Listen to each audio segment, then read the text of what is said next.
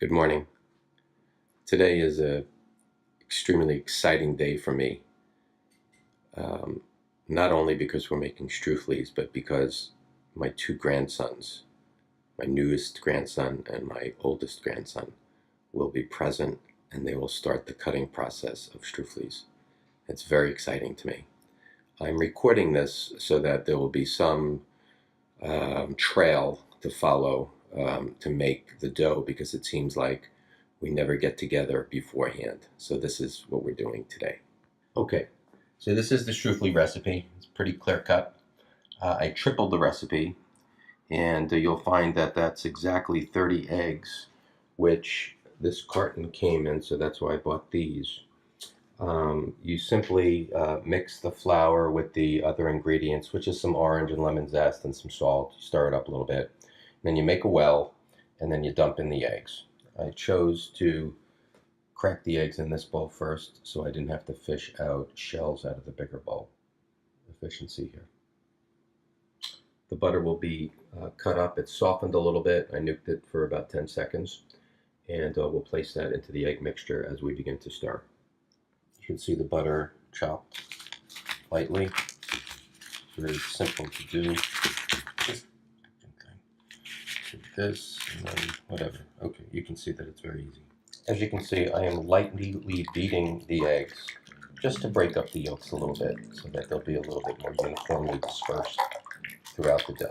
You don't have to make an omelet out of it. The process is to lightly stir in the flour a little bit at a time. Try to incorporate it into the egg mix. It's very simple. I don't think you need to be a rocket scientist to do this. I figured all the Italian people who've done it in the past. Okay. Probably not a nice thing to say.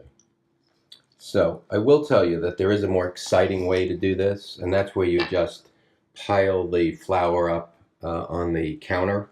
You make a big wall, almost like the wall between Mexico and the United States, and you leave a hole in the middle. You dump the eggs in there, you do all this there, and then you start to mix the flour into the middle. And usually there'll be little breaks in the wall, and there'll be an egg leak, and it'll start running off onto the floor. It's fun. But since I'm filming, I'm not doing that today, but you can do it. So one thing that universally happens is based on the recipe, you'll always need to add more flour. So if you want to put a few less eggs so you don't have to have more flour, you can do that, but I like to have more dough because I'm neurotic about it. So I always add more flour. And so now that I've mixed this to a mix possible, then you just gently throw it on the counter. You have granite, otherwise a cutting board of some sort, and then we'll begin to knead the dough. You knead the dough. So you knead the dough. It's a little sticky in spots. You just pull it up from the bottom with some extra flour that you got mixed in there. Oh, sometimes you'll find a fork. This is what they did in the prison systems. They found forks and stuff in the dough, knives, and sometimes what do you call it? Hacksaw blades. But it's very easy to clean with two hands, but one hand is not. So I'll continue kneading, adding flour as necessary. Okay, so I'm continuing to work it. I'm incorporating in this flour that's laying on the table. I've only added probably a half a cup. I caution you to not add too much flour because once you've got it in there, if you dry the dough out, it's very hard to work. You could always add flour, but you can't take it out. Tip number 3. So how do you know when you're done kneading? Well, first of all, you can pat on it, but second of all, when you cut into it, you should see some little holes. And there's not a lot of holes, so I'll keep kneading.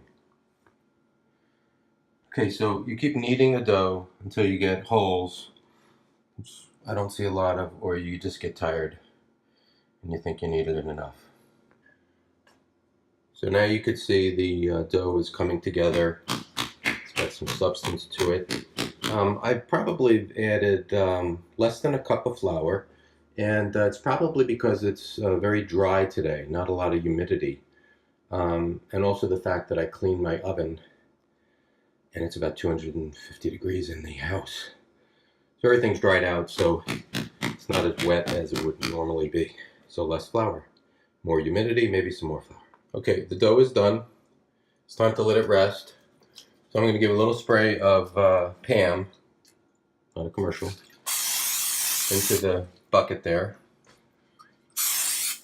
And then place the dough in there, roll it around a little bit, spray the top, and put a little cover on. Always keep the dough covered so it doesn't dry out. If you're going to use it in 30 minutes, you can just do it. Otherwise, put it in the fridge, which is what I'll do. Okay. And there you have it. There's the dough in this little container. I'm going to put some press and seal on top, and then that's it. You can see I'm a little short of breath because of the heavy work of kneading. It's a big job, and it's not for the meek. You can do this.